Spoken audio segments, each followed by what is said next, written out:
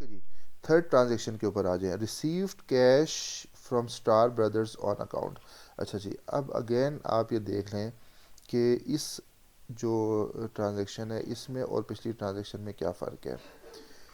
इस ट्रांजेक्शन में आप कैश रिसीव कर रहे हैं, पिछली ट्रांजेक्शन में आप कैश पे कर रहे थे। एक तो ये चीज़ आप समझ लें, ठीक है। अच्छा, जो चीज़ आपको दोनों ट्रांजेक्शन में कॉमन मिलेगी कि इन दोनों में कैश इन्वॉल्व है, ठीक है। तो ये दोनों क्या हो जाएंगी, कैश ट्रांजेक्शन हो जाएंगी। ये भी कैश ट्रांजेक्शन है और ये भी कैश ट्रांजेक्शन है, क्योंकि दोनों में कैश इन्वॉल्व है, ठीक है। ये तो समझ आ गया। अब यहाँ पे हमने कहा था कि मारिया जो है वो हमारी अकाउंट पेबल है या क्रेडिटर है। क्यों? क्योंकि हम उसको कैश पे कर रहे थे। कैश आप किसको पे करते हैं भाई? जिसको आपने, जो हमारा पेबल होता है, इससे हमने ऑन अकाउंट ख़रीदा था कोई चीज़, क्रेडिट के ऊपर कोई चीज़ ख़रीदी थी, तो इसको हम कैश दे रहे थे, तो मारिया हमारी क्रेडिटर थी। लेकिन इस केस में आप कैश दे नहीं रहे, आप कैश रिसीव कर रहे हैं स्टार ब्रदर्स से। तो इसका मतलब ये है कि स्टार ब्रदर्स जो हैं वो आपके डेटर्स थे या आपके अकाउंट रिसीवेबल थे, उनसे आपने पैसे रिसीव करने थे। उनको ऑन अकाउंट यानी उनको क्रेडिट के ऊपर कोई चीज़ आपने बेची थी। तो जब आपने क्रेडिट के ऊपर चीज़ बेची थी उस वक्त तो क्रेडिट ट्रांजेक्शन थी, और वो आपका क्या बन गया था, रिसीवेबल बन गया था, ठीक है। लेकिन अब आप उससे कैश रिसीव कर रहे हैं, अब स्टार ब्रदर से कैश रिसीव कर रहे हैं। तो पहले तो बात है कैश इन्वॉल्व हो गया, तो ये कैश ट्रांजेक्शन होगी, ठीक है। अब स्टार ब्रदर से कैश रिसीव कर रहे हैं, तो ये आपका अकाउंट रिसीवेबल हो गया, ठीक है। यानी कि ये आपका डेटर है, ये अकाउंट रिसीवेबल है। यहाँ पे आप पे कर रहे थे, तो मारिया जो थी वो अकाउंट, सॉरी, मारिया जो थी वो अकाउंट पेबल थी या क्रेडिटर थी, ठीक है। यहाँ पे रिसीव कर रहे हैं, तो ये आपका रिसीवेबल है या डेटर है। सिंपल इज दिस, ठीक है। नेक्स्ट ट्रांजेक्शन देखते हैं। अच्छा जी, नेक्स्ट में कह रहा है paid cash to Donald on account. Again बहुत सिंपल है, पेड कैश, कैश इन्वॉल्व है भाई। कैश जब इन्वॉल्व है तो दिस इज कैश ट्रांजेक्शन। पहली चीज़ तो ये आ गई, it is not a credit transaction. Credit transaction ये कब थी? आप क्यों डोनाल्ड को पे करेंगे? क्योंकि डोनाल्ड आपका पेएबल है, ठीक है, उसको आपने पे करना था, वो आपका क्रेडिटर था। वो क्यों क्रेडिटर बना था? क्योंकि उस वक्त आपने उससे कोई चीज़ उधार ऑन अकाउंट यानी उधार कोई चीज़ खरीदी थी। तो डोनाल्ड से जब आपने उधार चीज़ खरीदी थी तब ये क्रेडिट ट्रांजेक्शन थी। उस वक्त तो पैसे नहीं दिए थे ना, उस वक्त वो क्रेडिट ट्रांजेक्शन थी, और डोनाल्ड आपका अकाउंट पेबल बन गया था उस वक्त, ठीक है। अब ये है कि भाई आप उसको कैश पे कर रहे हो, तो नंबर वन ये कैश ट्रांजेक्शन होगी क्योंकि कैश दे रहे हैं, और नंबर टू ये कि डोनाल्ड क्या है, अकाउंट पेबल है, ठीक है। जब आप उसको कैश देंगे तो वो अकाउंट रिसीवेबल नहीं बन जाएगा, वो अकाउंट पेबल ही है। लेकिन उसको आपने पैसे दे दिए तो बात खत्म होगी, अकाउंट पेबल ख़त्म हो गया। वो आप आगे जाके देखेंगे कि ख़त्म हो गया तो क्या करना है। लेकिन बात समझने वाली बात ये है कि डोनाल्ड अकाउंट पेबल था क्योंकि उसको हमने पे करना था, और जब हमने उसको पे कर रहे हैं तो वो कैश ट्रांजेक्शन है। लेकिन जब हम उससे खरीद रहे थे उधार तो तब वो क्रेडिट ट्रांजेक्शन थी। नेक्स्ट आ जाए, sold goods to John Smith on credit. अब देखें, यहाँ पे ये नहीं कह रहा कि आप कैश पे कर रहे हैं या रिसीव कर रहे हैं, वो कह रहा है आपने चीज़ें बेची हैं जॉन स्मिथ को क्रेडिट के ऊपर, ठीक है। तो सबसे पहली चीज़ तो ये आ गई है क्रेडिट ट्रांजेक्शन, ये कैश ट्रांजेक्शन नहीं है। क्यों? क्योंकि आप क्रेडिट के ऊपर बेच रहे हैं। यहाँ पे उसने कहीं नहीं कहा कि आप कैश रिसीव कर रहे हैं या पे कर रहे हैं या ऐसी कोई बात है, या कैश उसी वक्त दे दिया आपने, नहीं, ये आपकी क्रेडिट ट्रांजेक्शन है, ठीक है। अच्छा, अब ये है कि आप चीज़ें बेच रहे हैं ना, जब आप चीज़ें बेचते हैं तो फिर आप फ्यूचर में जॉन स्मिथ से पैसे रिसीव करेंगे या उसे पे करेंगे? रिसीव करेंगे, क्योंकि आपने चीज़ें उसको बेची हैं। कभी ऐसा हुआ है कि आप चीज़ें भी बेचो और उसके बाद पैसे भी दें उस बंदे को? तो ऐसा अगर आप करेंगे तो फिर तो आपसे ज़्यादा नेक इंसान कोई नहीं है दुनिया में। लेकिन ऐसा नहीं होता, आप जब चीज़ें बेचते हैं तो फिर आप पैसे रिसीव करते हैं। तो जॉन स्मिथ जो है वो आपका डेटर है, अकाउंट रिसीवेबल है, क्योंकि उससे पैसे आपने रिसीव करने हैं फ्यूचर में, ठीक है। और ये क्रेडिट ट्रांजेक्शन है क्योंकि इसमें कैश इन्वॉल्व नहीं है। नेक्स्ट देखें, purchase goods from Michael and company. अच्छा, अब आप परचेज कर रहे हैं गुड्स माइकल एंड कंपनी से। अब यहाँ पे टेक्निकल चीज़ ये है कि ना उसने आपको बताया कि आप कैश के ऊपर परचेज कर रहे हैं, ना उसने आपको बताया कि ऑन अकाउंट परचेज कर रहे हैं यानी क्रेडिट के ऊपर परचेज कर रहे हैं, कुछ भी नहीं बताया। तो एक चीज़ जहन में अच्छी तरह से बिठा लें, जब उसने कहा है कि purchase goods from Michael and company और कुछ भी नहीं बताया, उसका नाम बताया और बताया कि उससे आपने गुड्स खरीदे हैं, तो इसका मतलब है आपने क्रेडिट पे खरीदे हैं, आपने पैसा नहीं दिया। जब पैसे देंगे तो उस वक्त वो डेफिनेटली आपको मेंशन करेगा परचेज गुड्स फॉर कैश। लेकिन वो कह रहा है purchase goods from Michael and company, इसका मतलब ये है कि आपने क्रेडिट के ऊपर खरीदा, ये अंडरस्टूड है बाय डिफॉल्ट। आप इसको अपने जहन में बिठा लें, जब भी इस तरह ट्रांजेक्शन होगी जिसमें वो गुड्स परचेज़ कर रहा है और वो आपको बता रहा है कि इस पर्टिकुलर पर्सन से आपने परचेज़ किया है और वो खामोश है इस चीज़ के ऊपर कि कैश पे परचेज़ किया या क्रेडिट पे परचेज़ किया, तो आप अज्यूम कर लें बाय डिफ़ॉल्ट कि ये क्रेडिट ट्रांजेक्शन है।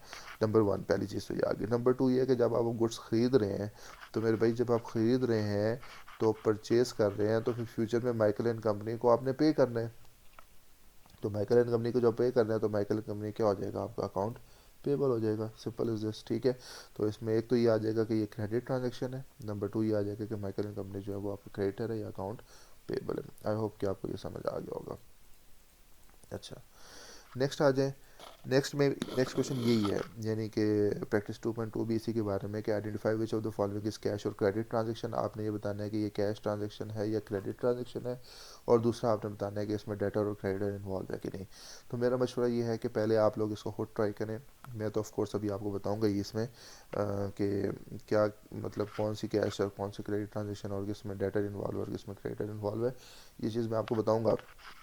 लेकिन आप लोग कोशिश ये करें कि इसको पहले ख़ुद से ट्राई करें और इसमें फिर जो भी मसले आते हैं उनको भी मसले लिख लें और फिर देखें कि जो मैंने चीज़ें बताई हैं उसमें आपको वो क्लियर होते हैं या नहीं होते। अगर नहीं क्लियर होते फिर भी, तो फिर आप मुझसे कमेंट्स में जो है वो पूछ सकते हैं, ठीक है।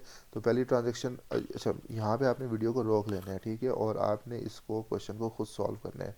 एक चीज़ याद रखें, एक चीज़ ध्यान में बिठा लें कि अकाउंटिंग में जितनी जितनी प्रैक्टिस आप खुद करेंगे, जिस तरह मैथ्स है, ऑल्दो कि ये मैथ्स से बहुत डिफरेंट है, लेकिन जितनी प्रैक्टिस आप खुद करेंगे, चीज़ों को करने की कोशिश करेंगे, उतना आप चीज़ों को समझेंगे। और ये इंसान जो है वो शुरू में, हम स्टूडेंट्स जो है अक्सर वो इस चीज़ को इग्नोर करते हैं या वो कोशिश करते हैं कि हर चीज़ बस देख ली जाए और समझ ली जाए। तो देखने से हर चीज़ समझ नहीं आती। जब तक आप प्रैक्टिस करेंगे नहीं तो आपको आपकी मिस्टेक्स का पता नहीं चलेगा। और जब आप प्रैक्टिस करेंगे तो फिर आपको आपकी मिस्टेक्स का आइडिया होगा और उसमें ज़बानी प्रैक्टिस में आपको बहुत सी चीज़ें समझ आएंगी। उसके ऊपर थोड़ा सा समझे, मतलब गौर करें। गौर करने के बाद थोड़ा सा टाइम दें इस क्वेश्चन को। जो चीज़ें मैंने आपको पहले बताई हैं उनको बेशक आप गो थ्रू कर लें दोबारा से, और उसके बाद इसको सॉल्व करने की कोशिश करें। अगर फिर भी नहीं होता तो फिर मैं जो आपको अभी बताने जा रहा हूँ वो फिर आपने उसको देख लेना है, और फिर नेक्स्ट टाइम आपके पास जब क्वेश्चन आएगा तो वो चीज़ें फिर आपको क्लियर होनी चाहिए। अच्छा जी, सबसे पहला यहाँ पे ट्रांजेक्शन है bought motor car for cash, यानी कि आपने गाड़ी खरीदी है कैश के ऊपर। तो सबसे पहली चीज़ तो ये है कि यहाँ पे बड़ा सिंपल स्ट्रेट फॉरवर्ड उसने मेंशन कर दिया है कि आपने कैश पे ख़रीदी है, ठीक है, तो ये कैश ट्रांजैक्शन होगी, क्रेडिट ट्रांजैक्शन तो नहीं हो सकती क्योंकि आप कैश पे कर रहे हैं, ठीक है। अच्छा, दूसरा ये है कि इसमें डेटर है या क्रेडिटर है। तो एक चीज़ आप समझ लें कि जब आप कैश के ऊपर कोई चीज़ ख़रीद रहे हैं, ठीक है, तो ना तो आपका डेटर बनेगा ना क्रेडिटर बनेगा। वैसे तो अगर आप इसी मोटर कार को इसी मोटर कार को अगर आप क्रेडिट के ऊपर ख़रीद रहे होते, यानी कि उधार ख़रीद रहे होते, तो इसका मतलब है फ्यूचर में आपने पे करना है, तो फिर आपका क्रेडिटर बन जाएगा या अकाउंट पेबल बन जाएगा। लेकिन यहाँ पे तो आपको वो कह रहा है कि आप कैश पे ख़रीद रहे हो, तो जब कैश पे ख़रीद रहे हो तो ना डेटर बनेगा ना क्रेडिटर बनेगा, क्रेडिटर तो नहीं बन सकता फिर, ठीक है। तो यहाँ पे पहली चीज़ आप ये समझ लें कि ये कैश ट्रांजेक्शन है। दूसरी बात ये है कि इसमें कोई डेटर कोई क्रेडिटर नहीं है, ठीक है। वैसे इसमें जब आप खरीद रहे हो, बॉट का मतलब है खरीद रहे हो, जब आप खरीद रहे हो तो क्रेडिटर ही बनेगा, क्योंकि उधार जब खरीदते हैं तो फिर आपको क्रेडिटर बनता है, डेटर नहीं बनता। क्योंकि आप जब कोई चीज़ उधार खरीदोगे तो आपने उसको पैसे पे करने हैं फ्यूचर में, तो आपको क्रेडिटर बनेगा। लेकिन यहाँ पे क्रेडिटर इसलिए नहीं बन रहा क्योंकि आप कैश के ऊपर खरीद रहे हो। तो कैश के ऊपर खरीद रहे हो तो बात खत्म, बस आप कैश दें और गाड़ी लें और बात खत्म होगी। कोई क्रेडिटर नहीं है इसमें, ठीक है। तो इसमें एक तो ये कैश ट्रांजैक्शन है, और सेकेंडली ये है कि देर इज़ नो क्रेडिटर और डेटर इन्वॉल्व ओवर हेयर। अच्छा, दूसरा ये है कि paid creditor Donald by cash. इसमें बड़ा सिंपल उसने मेंशन कर दिया आपको, ठीक है। ये भी कैश ट्रांजैक्शन है, क्रेडिट ट्रांजैक्शन नहीं है, ठीक है। लेकिन इस कैश ट्रांजैक्शन में आप जो डोनल्ड है वो पहले से आपका क्रेडिटर है, यानी आपने उससे किसी ज़माने में उधार चीज़ खरीदी थी, उसको अब आप पे कर रहे हो, ठीक है। तो वो आपका डोनल्ड जो है वो क्रेडिटर है, ठीक है, उसको आप क्या पे कर रहे हो, कैश पे कर रहे हो। तो नंबर वन ये कि ये कैश ट्रांजैक्शन है, ये हम पीछे इस तरह की बहुत सी ट्रांजेक्शन कर चुके हैं। नंबर वन ये कि ये कैश ट्रांजैक्शन है, नंबर टू ये कि डोनल्ड आपका क्रेडिटर है, ठीक है। इस ऊपर वाले केस में आपने उधार खरीदी ही नहीं थी मोटर कार, कभी आपने डायरेक्टली कैश के ऊपर खरीदी।